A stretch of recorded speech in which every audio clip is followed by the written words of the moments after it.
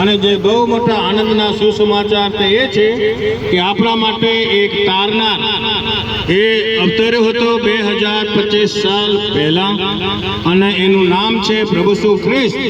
એ દેવ હોવા છતાં એ માણસ બનીને આ પૃથ્વી પર એટલા માટે આવ્યા કારણ કે એણે આપણને ઉત્પન્ન કર્યા છે।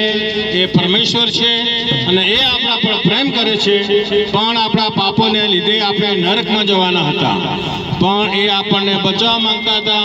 એટલા માટે જે પાપ આપણે કર્યા હતા એ પાપોની સજા જો કોઈ વ્યક્તિ લઈ લે તો આપણને પાપોની સજામાંથી મુક્તિ મળી શકે છે, પણ દુનિયામાં કોઈ પણ એવો વ્યક્તિ નહોતો કે જે પાપોની માટે પોતે એ બલિદાન આપી શકે।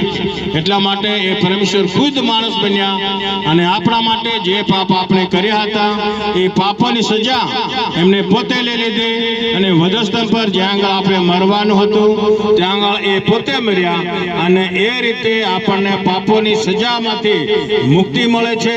આપણા હરેક રોગમાંથી, હરેક શ્રાપમાંથી પરમેશ્વર આપણને મુક્તિ આપે છે, અને એના બદલે જે પાપને લીધે ઘરમાં, આપણા મનમાં, આપણા હૃદયમાં જે અશાંતિ છે એ દૂર કરીને એની શાંતિ, એનો આનંદ અને પ્રેમથી ભરે છે।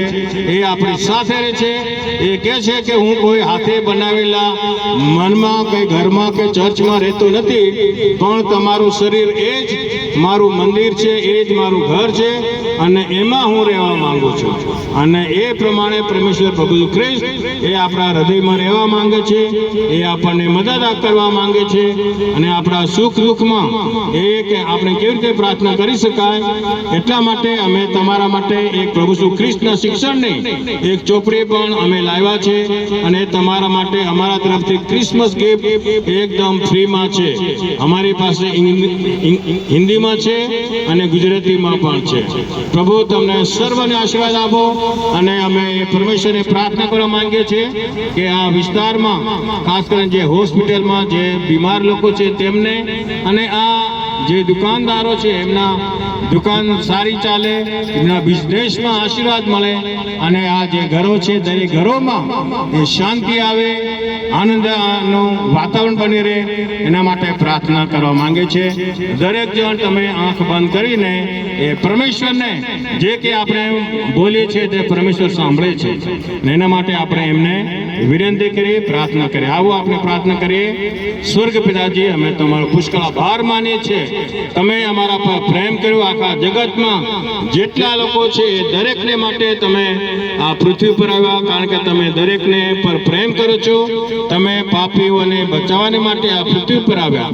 તમે જ્યાં આગળ અમે મરવાનું ત્યાં આગળ તમે પોતે મરીને એ પાપની સજામાંથી મુક્તિ આપી છે, તમારું બલિદાન આપ્યું છે, અને એ રીતે આજે અમે એ નરકને સજામાંથી તમે અમને મુક્તિ આપી છે, માટે આભાર માને છે।